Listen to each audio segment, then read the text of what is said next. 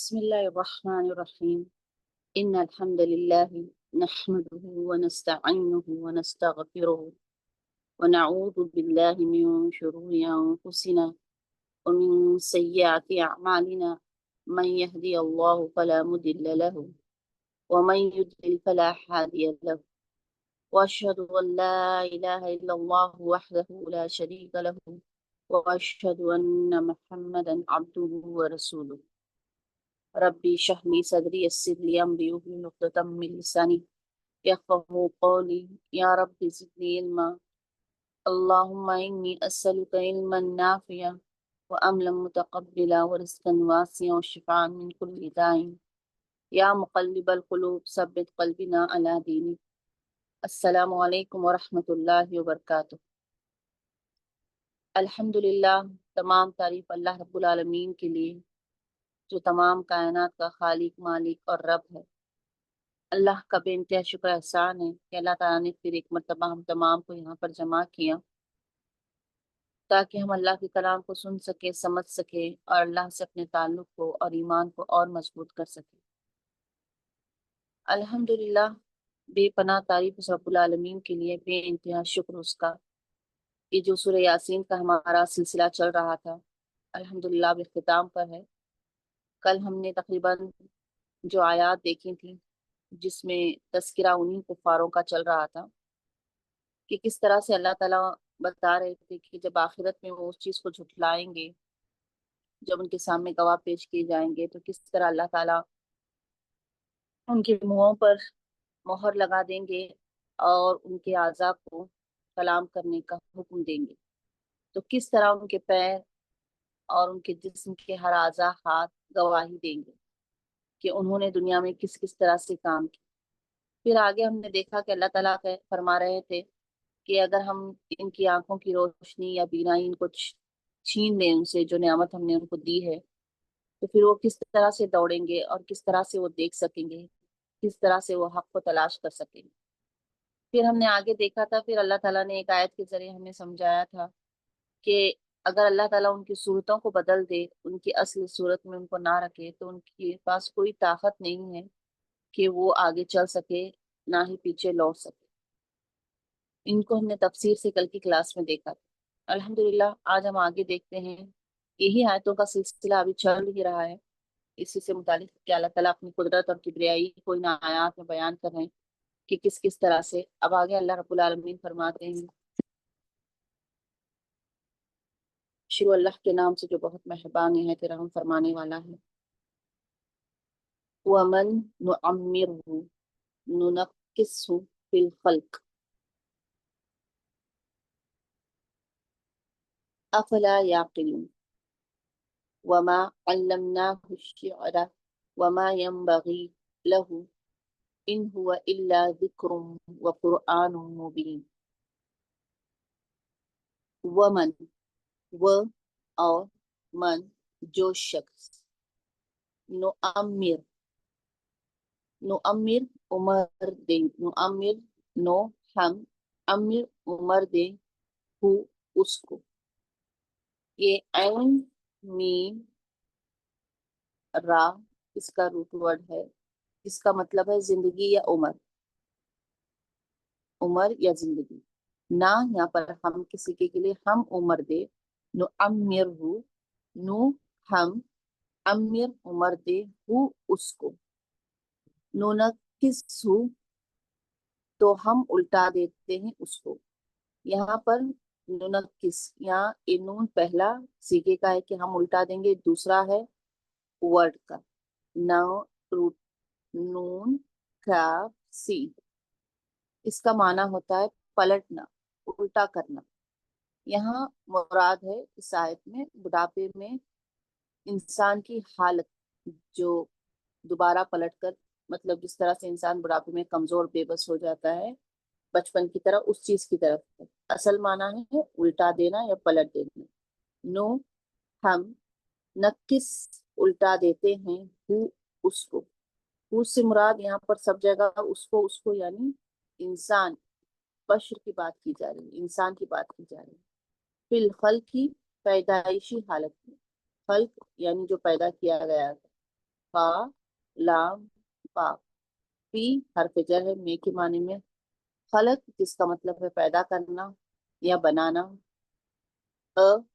کیا، پھر لا نہیں، یا قلون وہ عقل رکھتے، وہ اور من جو شخص، نو امیر ہو، نو ہم امیر عمر دیں گے، ہو اس کو، نو تو ہم، یہاں پر تو کا ترجمہ ہم نے کیا ہے، نو کا ترجمہ ہم، نکس الٹا دیتے ہیں، ہو اس کو، فی میں، الخلق پیدائش میں، کیا، پھر لا نہیں، یعقلون وہ عقل رکھتے۔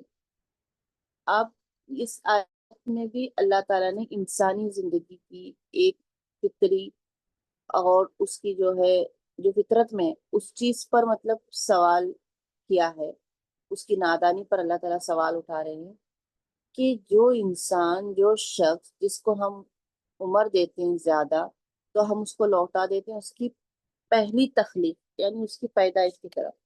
یہاں پر کس بات کا ذکر کیا جا رہا ہے؟ یعنی عمر دیتے ہیں زیادہ سے مراد جب اللہ تعالیٰ انسان کو لمبی عمر عطا کرتے ہیں تو آپ دیکھیے کہ انسان بالکل بڑھاپے میں بچپن کی طرح کرتا ہے، اور یہ ہمارے سامنے ایک کوئی پوشیدہ بات نہیں ہے۔ کہتے ہیں نا کہ بالکل بچوں کی طرح، جس طرح سے بچپن میں انسان کسی چیز کو ضد کرتا ہے یا کسی چیز کو مانتا نہیں ہے، بڑھاپا اسی کیفیت کا نام۔ اب اس میں یہاں پر یہ جو نقص جو آیا ہے، نقص آیا کسو، یہ ورڈ جو آیا ہے، اس کا مطلب یہی ہے کہ کسی چیز کو الٹا کر دینا، یا اس طرح سے کہ سر کے بل دینا، یعنی اس کا مطلب ہے کہ جب انسان بڑھاپے میں آ جاتا ہے تو بالکل اپنی ابتدائی حالت جس طرح سے بچپن میں تھا اسی طرح سے آ جاتا ہے۔ ایک جوانی کا مرحلہ ایسا ہوتا ہے جب بچے کے بعد جس میں انسان ایک مضبوط ہوتا ہے، پاورفل ہوتا ہے، فل ایکٹیو ہوتا ہے، لیکن برعکس اس کے سیم اپوزٹ بڑھاپے میں انسان کمزور ہو جاتا ہے۔ دیکھیے اب تو 40 کے بعد ہی اب انسانوں کی شکایتیں شروع ہو جاتی ہیں، کسی کو گھٹنوں میں درد ہے، بیک پین ہے، کسی کو وہ طاقت نہیں رہی، آپ کے ایسے ہم چیزیں سنتے ہیں، روزمرہ کی زندگی میں سنتے ہیں، اور ہم اس چیز کو دیکھ بھی رہے ہیں۔ کسی کو بینائی مطلب نمبر چشمہ لگ گیا ہے، کسی کو کان کی سماعت سنائی نہیں دیتا ہے، مطلب بہت ساری چیزیں ہیں۔ اکثر انسان بڑھاپے میں ایسا ہوتا ہے کہ بھول جاتا ہے جو پہلے جانتا تھا، اور جو طاقت، جو پاور، جو ایکٹیونیس اس کی جوانی میں تھی وہ بڑھاپے میں نہیں آتی، جسمانی طور پر بھی ذہنی طور پر بھی۔ بالکل بڑھاپے میں انسان کی کیفیت، اس کی کنڈیشن، اس کی جو حالت ہے بالکل ایک بچے کی طرح ہو جاتی ہے۔ یعنی بچہ وہ جو ٹوٹلی ڈپینڈس ہوتا ہے اپنے والدین پر یا بڑوں پر، کسی پر، اسی طرح بڑھاپا انسان کا پورا ڈپینڈ رکھتا ہے کسی اور پر۔ انسان اپنے سے کرنا چاہتے ہیں لیکن نہیں، ان کو ڈپینڈ ہونا پڑتا ہی ہے کسی اور پر۔ تو یہ جو ہو رہا ہے، ایک چیز جس کو بیان کیا جا رہا ہے، اور آگے اللہ تعالیٰ پھر کہیں گے کہ پھر نہیں وہ عقل رکھتے، یعنی یہ عمل دراصل اللہ تعالیٰ کی قدرت، اس کی حقیقت کا ایک بہت بڑا نشانی ہمیں مطلب بتایا جا رہی ہے، بہت بڑا پروف دیا جا رہا ہے کہ دنیا کی تمام تر طاقت اور عظمت اس معاملے میں بالکل بے بس ہے کہ انسان کو بڑھاپے میں بھی سیم ایکول جوانی جیسی طاقت ہے۔ ہاں وہ الگ بات ہے، اب بہت ساری میڈیسینس نکلے ہیں، پلاسٹک سرجریز ہیں، سارے اینٹی ایجنگ کریمز، انجیکشنز، کیا کہیں گے، بہت ٹیکنالوجی انسان نے کر لی ہے، لیکن پھر بھی وہ انسان کو وہ کیفیت، وہ طاقت نہیں دے سکتا، کتنا بھی انسان چھپانے کی کوشش کرے۔ قدرت اب 60 کے بعد، 70 کے بعد اس کے چہرے پر جھریاں آنا لازمی ہے، اس کو وہ ساری چیزیں محسوس ہونا کرنا، وہ کتنا بھی اپنے آپ کو پاورفل ظاہر کرے لیکن ہوگا ہی نہیں، اور چاہ کر انسان اس کیفیت کو، اس اپنی کنڈیشن کو نہیں بدل سکتا۔ وہ کہے کہ نہیں میں چلا جاؤں جوانی میں، یا کوئی جوانی میں اپنی ذمہ داریوں سے بھاگنا چاہ کر وہ کہے کہ میں بچہ ہی اچھا تھا، میں بچپنے میں چلا جاؤں، نہیں، انسان کی بس کی بات ہی نہیں ہے یہ چیز، انسان اس چیز کو کر ہی نہیں سکتا۔ تو اللہ تعالیٰ یہی فرما رہے ہیں کہ جب تمہارا عقل سے کام لو، غور و فکر سے کام لو، کیوں نہیں عقل تمہاری کام کرتی اس معاملے میں؟ یہ جملہ ایک سوال نہیں ہے بلکہ ایک ہمیں ڈانٹ پھٹکار جیسا کہیں گے نا، اس طرح سے کہا جا رہا ہے کہ اللہ تعالیٰ انسان کو یہ یاد دلا رہے ہیں کہ اپنی زندگی میں اس حقیقت کو کیوں نہیں دیکھتا؟ تیرے سامنے کی حقیقت ہے، ان مراحل سے تو گزر رہا ہے، جوں جوں تیری جوانی ڈھلتی جا رہی ہے، تیرے پر ضعیفی کمزوری آتی جا رہی ہے۔ ایک اس بات کو اللہ تعالیٰ نے صرف یہیں پر نہیں، سورہ روم کی آیت نمبر اگر ہم 54 بھی دیکھیں، وہاں پر بھی اللہ تعالیٰ فرماتے ہیں کہ اللہ وہ ہے جس نے تمہیں ناتوانی کی حالت میں پیدا کیا تھا، یعنی جب بچے تھے تو تم کمزور تھے، ناتوان کسے کہتے ہیں؟ ویک، کمزور، بے بس، کچھ بھی نہیں کر سکتے تھے، ٹھیک ہے؟ پھر اللہ تعالیٰ نے تمہیں کیا کیا؟ ایک مرحلہ ایسا دیا کہ تمہیں طاقت دی، تمہیں چلنے لگا بچہ، وہ مرحلے پر اگر ہم غور کریں، چلنے لگا، کھڑے ہونے لگا، بات کرنے لگا، خود مختار ہو گیا، یعنی اپنی چیزیں خود سے کرنے لگا۔ اللہ تعالیٰ نے تمہیں طاقت، قوت، شہرت سب کچھ دی۔ پھر اس کے بعد پھر اللہ تعالیٰ نے تمہیں عطا کیا بڑھاپا۔ ہم وہ جو چاہتا تھا، اللہ رب العالمین اس آیت میں سورہ روم میں کہتے ہیں کہ وہ جو چاہتا ہے پیدا کرتا ہے، اور وہ خوب جاننے والا اور قدرت والا۔ اسی طرح سورۃ الحج میں اللہ رب العالمین فرماتے ہیں ہم تم میں سے بعض کو بہت بڑی عمر کی طرف لوٹا دیتے ہیں، ہم تاکہ علم کے بعد وہ بے علم ہو جائے، یعنی جو پاور تھا، کیونکہ بھول جاتا ہے انسان، بڑھاپا دیکھیے ایسی انسان کو کیفے اسے کوئی چیز یاد نہیں رہتی۔ جو جوانی میں جتنے کتنے بڑے ریسرچ کر لے انسان، کتنا بڑا سائنٹسٹ ہو، اگر اس کو لمبی عمر عطا کی گئی، ایک مرحلے پر پہنچ گیا ہے، تو یہ سارے چیزوں سے گزرنا پڑتا ہی ہے۔ تو یہ آیت ہمیں کس چیز کی طرف یاد دہانی کرا رہی ہے؟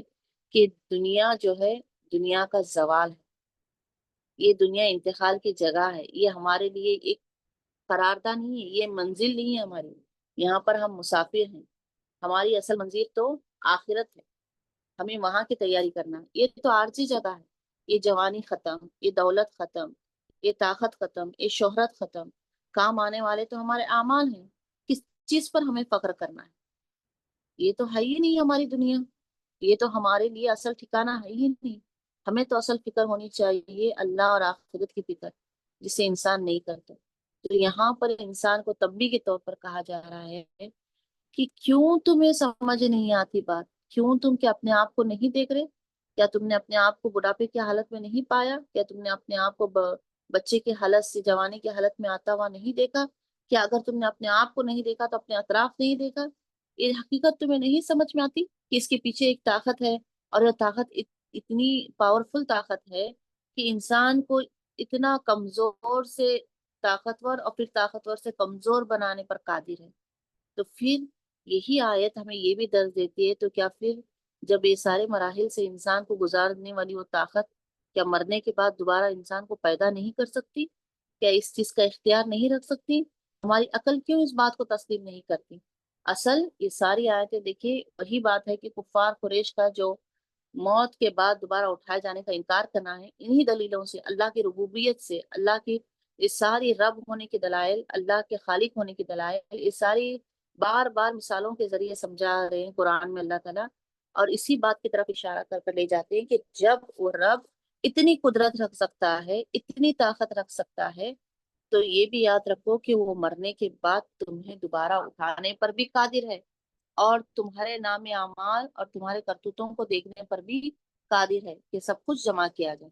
یہی اوپر ہمیں سمجھایا گیا تھا نا، اگر تم جھٹلاؤ گے بھی تو تمہارے منہوں پر مہر لگا دی جائے گی، اور گواہی کون دیں گے؟ ہمارے آزاد ہیں۔ اب وہی سلسلہ چلتا ہوا آ رہا ہے کہ کیوں یا عقل کیوں نہیں رکھتے؟ عقل کیوں نہیں رکھتے؟ عین کاف لام اس کا روٹ ورڈ ہے، مانا ہے کہ کیوں غور و فکر، سوچ سمجھ کیوں نہیں کرتے؟ تو اس آیت سے ہمیں لینے کے لیے سبق یہ ہے کہ ہم اپنی جوانی کو اور جوانی کی صحت کو، جوانی کی طاقت کو، جوانی کی پاور کو غنیمت سمجھے، جوانی عیاشی میں، دنیا کی عیش و عشرت میں نہ لوٹائے۔ اسی لیے حدیث کے مفہوم میں آتا ہے کہ اللہ تعالیٰ فرماتے ہیں، آپ سے نے فرمایا کہ اللہ تعالیٰ کو جوانی کی عبادت بہت زیادہ پسند ہے، بندے کی جوانی کی عبادت۔ کیوں؟ کیونکہ جوانی میں انسان کے پاس سب کچھ ہوتا ہے، بڑھاپے میں انسان بے بس ہوتا ہے، دنیا سے اس کی رغبت کم ہو جاتی ہے، وہ نہیں کہتا ہے کہ بس اب اللہ اللہ کرو، ہو گیا جو کرنا تھا ہم نے کر لیا، اب اسے احساس رہتا ہے کہ اب میں قریب ہونا چاہیے مجھے اللہ کے۔ لیکن جوانی میں شیطان اتنا غالب رہتا ہے کہ انسان اکثر بھول جاتا ہے اپنے رب کو، اپنے پیدا کرنے والے کو، دنیا میں مست ہو جاتا ہے، اور وہ عبادتیں اس طرح سے نہیں کرتا۔ تو اللہ تعالیٰ نے دیکھی کس طرح سے فرمایا کہ اسی لیے جوانی میں جس نے عبادتیں کر کر اللہ کو راضی کر لیا وہ بہت عظیم ہے۔ اللہ تعالیٰ نے فرمایا کہ اللہ تعالیٰ کو سب سے پسندیدہ جو اعمال ہیں انسان کے، اس کے جوانی کی عبادات اور اعمال، اپنے نفس پر کنٹرول کرنا اس ٹائم میں، اور اپنے نفس کو اللہ کے احکام کے مطابق لگانا۔ تو لیکن کرنا ضروری ہے، کیونکہ بڑھاپے میں پتہ نہیں ہماری طاقت ہمارا ساتھ دے، ہماری صحت ہمارا ساتھ دے، پتہ نہیں ہے، ہر انسان کرتا ہے، لیکن ہم سے وہ نعمتیں چھین جاتی ہیں جو جوانی میں ہوتی ہیں، تو ہم اس طرح سے اس کا حق ادا کر سکیں گے یا نہیں؟ تو ہم جوانی کو غنیمت جانیں اور اس میں اللہ کی خوب عبادتیں کریں۔ پھر آگے اللہ رب العالمین فرما رہے ہیں، وما، وہ اور ما نہیں، علم سکھایا، نہ ہم نے، ہو اس کو، علم سکھایا، نہ ہم نے، ہو اس کو، اور نہیں ہم نے سکھایا اس کو، اشیر، شیر کہنا۔ یہاں پر اس سے مراد رسول اللہ صلی اللہ علیہ وسلم۔ شیر یہ پتا ہے، ابھی ہمیں علمنا کو ہم دیکھتے ہیں، عین لام میم، جس کا مطلب ہے سکھائے، جاننا، سکھانا، اور شعر کہتے ہیں جس کا مطلب شعر و شاعری۔ آپ کو پتا ہوگا بات، جس میں اردو جاننے والے شعر و شاعری سے مراد جس میں آتی ہیں غزل، ہم، نعت، نعت ہم تو بہت ایک الگ ٹاپک پر ہو جاتا ہے جس میں تعریف اللہ، رسول اللہ صلی اللہ علیہ وسلم کی، لیکن آج کل وہ بھی خالص نہیں رہے، اس میں بھی غلو ہو گیا ہے۔ نعت میں ہم انسان یہ اختیار نہیں رکھتا کرتے وقت کہ رسول صلی اللہ علیہ وسلم کی تعریف اللہ کے اوپر نہیں جا سکتی، لیکن محبت میں، محبت ہے ہمیں رسول صلی اللہ علیہ وسلم سے، محبت کا دعوے میں ہم یہ بھول بیٹھتے ہیں کہ ہم ان کو درجہ ایک رسول کو اللہ سے اوپر کا دے رہے ہیں شعر و شاعری میں، تو یہ ہمارا گناہوں میں شامل ہو جائے گا اور اس شرک میں آ جائے گا۔ رسول اللہ کے بندے ہیں اور وہ نبی ہیں، ان سے محبت کا تقاضا ہمارا یہ ہے کہ ہم رسول اللہ کی سنتوں کو اپنی زندگی میں اپنائیں، جو تکلیفیں انہوں نے برداشت کی ہیں اور ہم تک دین کو پہنچائے، اس دین کی ہم حفاظت کریں اور لوگوں تک پہنچائے۔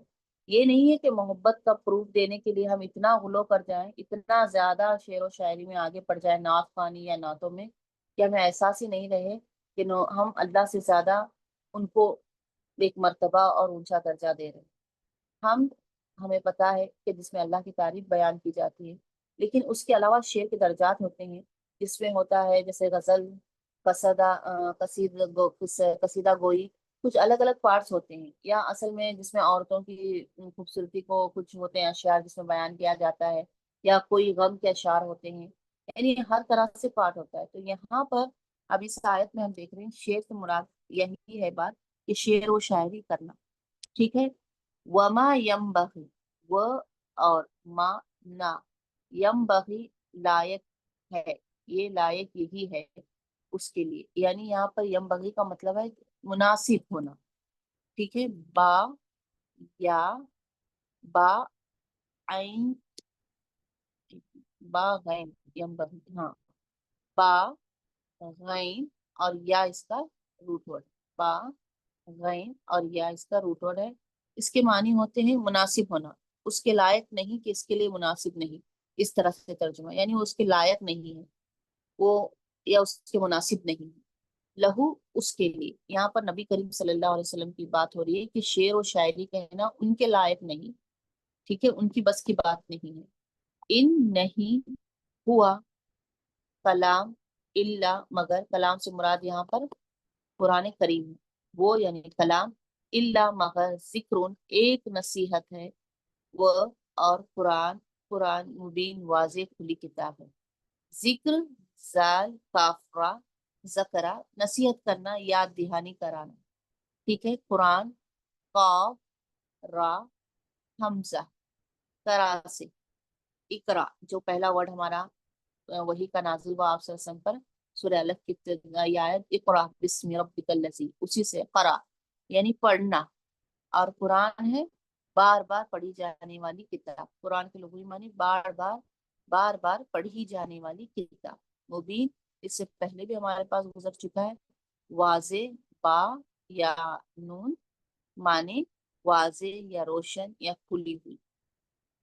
ٹھیک ہے. اب یہاں پر دیکھیے آیت نمبر ہمارے پاس 69 میں اللہ تعالیٰ نے کہا کہ ہم نے اسے شعر سکھایا ہی نہیں. کس کو، کس کی بات ہو رہی ہے؟ نبی کریم صلی اللہ علیہ وسلم کی. کیوں؟ کیونکہ وہ نہیں اس کے لائق. یہ اس بات کے بارے میں ہے یہ اشارہ. ہم نے پہلی آیتوں میں دیکھا تھا کہ نعوذ باللہ کفار مشرکین نبی کریم صلی اللہ علیہ وسلم کو کیا کہتے تھے کہ آپ شاعر ہیں. یہ کتاب تو شعر و شاعری ہے. کس کو؟ اس کتاب کو، قرآن کریم کو. تو یہاں پر اللہ تعالیٰ اس کی تردید یعنی اس کا انکار کر رہے ہیں، دلیل دے رہے ہیں، قرآن میں صاف فرما رہے ہیں کہ میں نے اپنے پیغمبر کو تو شاعری سکھائی نہیں ہے. شاعری کرنا، شعر و شاعری پڑھنا اس کی شاعن شان نہیں ہے. یعنی یہ ایک نبی کے لیے نہیں ہے اور نہ ہی سے کوئی محبت ہے. آپ دیکھیں گے رسول اللہ صلی اللہ علیہ وسلم کی سیرت پر آپ پورا اگر آپ نے پڑھی ہو سیرت تو آپ دیکھیں گے پوری ہسٹری سیرت میں کہ رسول اللہ صلی اللہ علیہ وسلم کو بالکل شعر و شاعری سے محبت نہیں تھی. اب ایک سوال یہ یہاں پر ہمارے آ سکتا ہے کہ کیوں اتنا شعر و شاعری کو خاص کر کے یہاں پر ذکر کیا جا رہا ہے؟ کیونکہ اس دور میں شعر و شاعری بہت عام تھی. بہت عام تھی. کفار قریش مکہ کے علاقوں میں، قبیلوں میں، قصبوں میں ہر ایک کی زبان پر شعر و شاعری تھی. وہ لوگ بہت پسند کرتے تھے. جیسا اس وقت ان کے لیے سرداروں کے لیے اونٹ ایک ان کا وہاں کا جہاں جانور تھا، عرب کا مشہور جانور تھا جس پر وہ بولی لگاتے، سب کچھ اپنا قربان کر سکتے تھے. وہ ان کے لیے اہمیت کا باعث تھا. تو اسی طرح شعر و شاعری بھی ان کے لیے بہت اہمیت رکھتی تھی. لیکن ہم اگر سیرت کا مطالعہ کرتے ہیں تو ہمیں پتہ چلتا ہے کہ رسول اللہ صلی اللہ علیہ وسلم کو اس شعر و شاعری سے دور دور تک کوئی لگاؤ یا محبت نہیں تھی. باقاعدہ اس دور میں مجلسیں بیٹھا کرتی تھی، یعنی باقاعدہ پروگرام ہوا کرتے تھے شعر و شاعری. مجلسیں لگا کرتی تھی، انعامات تقسیم کیے جاتے تھے. یعنی اس طرح سے وہ دور تھا. لیکن کبھی یہ ہمیں ہسٹری میں نہیں ملتا، تاریخ میں، سیرت میں، کہ آپ صلی اللہ علیہ وسلم نے کوئی شعر و شاعری کا مجلس کو اٹینڈ کی ہے یا کسی میں حصہ لیا ہے یا کہیں آپ پر گئے ہیں. تو یہ چیز اللہ تعالیٰ یہاں پر اس چیز کو بتا رہے ہیں کہ میری نبی کی شان ہی نہیں تھی. مطلب ایکسپٹ کسی انسان کا جیسا کہتے ہیں نا، ان کی تو شان ہی نہیں ہے کہ وہ اس چیز کو کرے، یعنی اس سے بڑا ان کا رتبہ ہے. تو آپ صلی اللہ علیہ وسلم نے فرمایا کہ یہاں پر آپ اگر دیکھیں گے عبد المطلب کے اولادوں میں، یعنی آپ کے دادا آپ صلی اللہ علیہ وسلم کے، ہر مرد اور عورت شعر کہنا جانتا تھا. یعنی ہر ایک کی زبان پر شعر تھا کہ کس طرح سے کہا جاتا ہے، کیسا کیا جاتا ہے. کیونکہ شعر میں دیکھیے ایک یہ ہوتا ہے کلام ایک سا ہوتا ہے، اس کا اینڈنگ جو رکتے ہیں شاعر، وہ الفاظ جو ہے سیم سیم ہوتے ہیں. تو اس طرح سے کہنا کرنا یہ آپ صلی اللہ علیہ وسلم کی بس کی بات نہیں. آپ صلی اللہ علیہ وسلم تو اس سے کوسوں دور تھے. ہاں کسی کا البتہ کبھی جنگ کے میدان میں وغیرہ، کبھی خوشی میں آپ صلی اللہ علیہ وسلم کے منہ سے بے اختیار کچھ الفاظ نکل جاتے تھے جو گویا کہ ایسا لگتے تھے کہ شعر کے ٹکڑے ہیں، لیکن وہ شعر نہیں ہوتے تھے. وہ کبھی بعض دفعہ آپ کے الفاظ منہ سے نکل جاتے تھے. اور بعض دفعہ یہ ہوتا ہے کہ جب سیرت میں ہم دیکھتے ہیں تو عباس ابن مراد سے بھی مراد ہے، ابو بکر رضی اللہ تعالیٰ عنہ سے بھی ہے. آپ سسم کسی کے کہے ہوئے شعر بھی اگر پڑھتے تو وہ بھی مطلب ایکول، جیسے کہیں گے ہم قافیہ جس کو اردو میں کہتے ہیں، مطلب جیسا پڑھنا چاہیے اس انداز میں نہیں ہوتے تھے. یعنی ورڈنگ آگے پیچھے ہو جاتی تھی. تو یعنی کسی کے پہلے سے موجودہ شعر کو بھی آپ صلی اللہ علیہ وسلم جس طرح سے اس کو پڑھنا ہے اس طرح سے نہیں پڑھ سکتے تھے. یعنی کوئی لینا دینا نہیں تھا رتی کے برابر بھی شعر و شاعری سے. تو کہاں سے یہ شعر، یہ کلام اللہ کا کلام شعر ہو سکتا ہے؟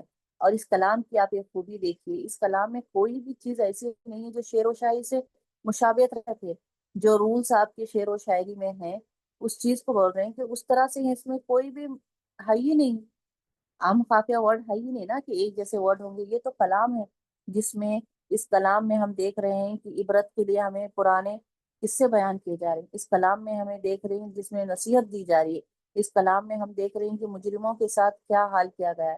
اس کلام میں ہم دیکھ رہے ہیں جہنم کا ذکر ہے. اس کلام میں ہم دیکھ رہے ہیں جنت کا ذکر ہے. تو یہ کلام کہاں سے شعر و شاعری سے ہوا؟ آپ کو تو بہت زیادہ بکس تھا، آپ تو دور رہتے تھے، ہٹتے تھے اس سے، شعر و شاعری سے، کہ میں اس میں انوالو بھی نہیں ہونا چاہتے تھے. ایسا نہیں، نہ ہی محبت تھی، نہ ہی آپ سے اس کو پسند کرتے تھے. تو یہ سوال ہی نہیں ہوتا. تو اللہ تعالیٰ بتا رہے ہیں کہ یہ شعر و شاعری کا کلام ہے ہی نہیں، اور نہ ہی میرے نبی اس کے لائق ہے، لیکن یہ کلام کیا ہے، یہ قرآن کیا ہے؟ الا ذکر، ایک نصیحت ہے، اور قرآن واضح نصیحت ہے، جیسے ہم نے شروع کی آیات میں ہم نے دیکھا تھا سورہ یاسین کی ہی، کہ قرآن کو کس طرح سے بیان کیا گیا تھا قسم کھا کر کہ یہ سچی اور حق پر رہنے والی کتاب ہے، اس میں سراسر نصیحتیں کی گئی ہیں، نصیحت ایسی نصیحت کہ انسان ان نصیحتوں کو اپنائے اور برائیوں سے بچے، نیکیوں کو اپنائے، تو آخرت اس کے لیے سراسر کامیابی ہے، دنیا بھی اور آخرت بھی۔ اور نصیحت ایسی ہے جس نے نصیحت لینے کے بعد اس کو نصیحت کو نہیں پکڑا، یعنی حق کو تسلیم نہیں کیا، باطل پر ڈٹا رہا، ہٹ دھرمی کرتا رہا، تو پھر اس کے لیے سراسر جہنم کا ذکر ہے۔ یہ قرآن سب چیزوں کا ہمارے پاس خلاصہ ہے کہ ہم کہہ ہی نہیں سکتے کہ یہ چیز اس میں موجود نہیں ہے، یہ چیز موجود ہے۔ سارے ارکان الاسلام، احکام، نماز، روزہ، زکوٰۃ، ساری زندگی گزارنے کا طریقہ، اور اس قرآن کو ہو بہو اپنی زندگی میں عمل کر کر کس طرح سے اسے اپنے عمل میں لانا ہے، اس کا طریقہ ہمیں پروفیٹ محمد صلی اللہ علیہ وسلم، ہمارے آخری نبی الزما محمد صلی اللہ علیہ وسلم نے بتا دیا ہے۔ تو کوئی حجت ہمارے پر باقی نہیں رہ سکتی، ہم کوئی اس پر اس طرح سے نہیں کہہ سکتے کہ یہ ہمارے سامنے واضح نہیں تھی چیز، یا یہ شعر ہے، کلام نوز باللہ یا من گھڑت ہے، نہیں، یہ حق ہے، یہ ایسا کلام ہے جس میں رتی رائے کے دانے کے برابر بھی کوئی بھی غلطی کی گنجائش نہیں ہے۔ یہ رب کا وہ کلام ہے جس کی حفاظت کی ذمہ داری خود رب نے لی ہے۔ اللہ رب العالمین سورہ فصلت میں بھی فرماتے ہیں کہ قرآن حکیم یہ پاک نظم شاعری سے منزلوں دور کتاب ہے، یعنی مفہوم آیت میں آتا ہے کہ قرآن کا دور دور تک کوئی اس شعر و شاعری سے تعلق نہیں ہے، نہ ہی آپ سے کی اس کی طبیعت ہے کہ اس پر کرے، یہ تو سراسر اللہ کا کلام ایک نصیحت ہے جو اللہ تعالیٰ نے نبی کے ذریعے تم تک پہنچایا ہے، تاکہ تم لوگ کوئی حجت قائم نہ کر سکو، تمہارے پاس کوئی ریزن نہ رہے، کیونکہ اب تا قیامت تک کوئی نبی آنے والے نہیں ہے۔ تو اب اس کتاب کو پڑھنا ہے، سمجھنا ہے، اس سے عمل کرنا ہے، اور اس کے مطابق زندگی گزارنا ہم پر فرض ہے، اور اسے دوسروں تک پہنچانا بھی ہم پر فرض ہے۔ تو اس قرآن کے متعلق انسان کہہ ہی نہیں سکتا کہ کیا ہے، ہم نے نصیحت، قرآن جو ہے نصیحت کس طرح سے حق ہے، کیا ہے، اس پر ہم نے پہلی آیتوں میں بہت زیادہ دیکھا ہے۔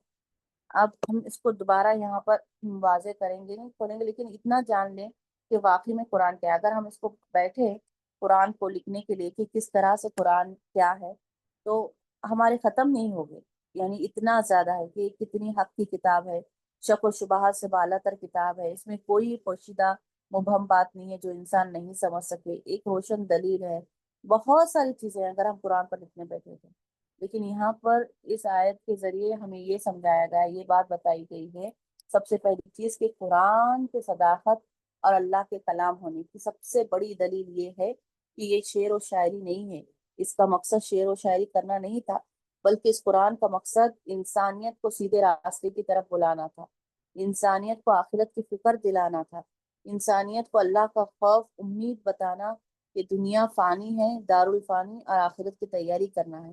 یہ کتاب ایسی ہے جو خود اپنے بارے میں بتاتی ہے کہ یہ کوئی انسان کا بنا ہوا کلام نہیں ہے، یہ کس کا کلام ہے؟ اللہ رب العالمین کا کلام ہے۔ کس کی طرف سے نازل شدہ ہے؟ اللہ رب العالمین کی طرف سے نازل شدہ ہے۔ کون لے کر آئے اس کو؟ جبرائیل امین لے کر آئے۔ کس تک لے کر آئے؟ آخری الزمان نبی کریم صلی اللہ علیہ وسلم کے پاس لے کر آئے۔ اس سارے بیچ کے مراحل بھی ایسے ہیں کہ جو صداقت، سچے ہونے کی دلیل دیتے ہیں۔ جبرائیل امین کون ہے؟ تمام فرشتوں کے امین، سردار، جو امانت دار ہیں، جن کو امین کہا جاتا ہے۔ پھر کس کے پاس لے کر آئے؟ جن نبی صلی اللہ علیہ وسلم، جن کو کفار قریش جو حق کو تسلیم نہیں کرتے تھے، وہ بھی اس بات کی گواہی دیتے ہیں کہ آپ صلی اللہ علیہ وسلم امانت دار ہیں، آپ صلی اللہ علیہ وسلم صداقت ہے، آپ سچائی پر ہیں، آپ سے کوئی گناہ نہیں ہو سکتے۔ تو یہ یہاں پر اس کتاب کے سچ اور حق ہونے کی کھلی دلیل موجود ہے۔ یہ دلیل صرف ہمیں ہمارے بولنے سے نہیں، قرآن کے آیتیں جب ہم مفہوم کے ساتھ پڑھتے ہیں تو ہمیں خود احساس ہوتا ہے کہ کلام کتنا سچ اور حق پر ہے، ہماری عقل اس بات کی خود گواہی دیتی ہے۔ تو یہاں اسی چیز کو بتایا گیا ہے۔ اللہ تعالیٰ ہم تمام کو قرآن سے صحیح استفادہ حاصل کرنے کی توفیق عطا فرمائے۔ وہ اور من جو شخص نو ہم امر عمر دے ہو اس کو، نو امر ہو ہم عمر دیں اس کو، یعنی عمر بڑھا دے، نو ہم نقص الٹا دیتے ہیں ہو اس کو، ننقص ہو تو ہم الٹا دیتے ہیں اس کو، فی الخلق کی، فی میں الخلق کی پیدائش، فی الخلق کی پیدائش میں، کیا، پھر لا نہیں، یا قلون وہ عقل رکھتے، وہ اور ما نہیں، علم سکھایا، نہ ہم نے، ہو اس کو یعنی پیغمبر صلی اللہ علیہ وسلم کو، وما علمناہ اور نہیں ہم نے سکھایا اس کو، الشعر شعر کہنا، وہ اور ما نہ، ینبغی لائق یہی ہے، اور اس کے مناسب یا لائق یہی ہے، اور نہ یہ مناسب ہے اور نہ یہ لائق ہے، لہو اس کے لیے سے مراد رسول اللہ صلی اللہ علیہ وسلم کے لیے، ان نہیں ہے، ہوا یہ یا وہ، یہاں سے مراد قرآن، اللہ مگر، ذکر ایک نصیحت ہے، وہ اور قرآن مبین واضح کھلی ہوئی کتاب ہے، ٹھیک ہے، کھلی ہوئی کتاب ہے، یہ واضح کتاب ہے یہ قرآن۔ اللہ تعالیٰ ہمیں کہنے سننے سے زیادہ عمل کی توفیق دے، اللہ ہمیں توفیق دے کہ ہم حق کو تسلیم کریں اور حق کے مطابق، اللہ کی مرضی کے مطابق اپنی زندگیوں کو گزارے۔ اللہ تعالیٰ جو بھی ہم نے حق بات آج کہی اللہ اسے قبول فرمائے، جو غلطی کوتاہی ہوئی میری نفس کی طرف سے، شیطان کی طرف سے، اللہ درگزر فرمائے۔ سبحانک اللہم و بحمدک، نشہد ان لا الہ الا انت، نستغفرک و نتوب الیک۔ السلام علیکم ورحمۃ اللہ وبرکاتہ۔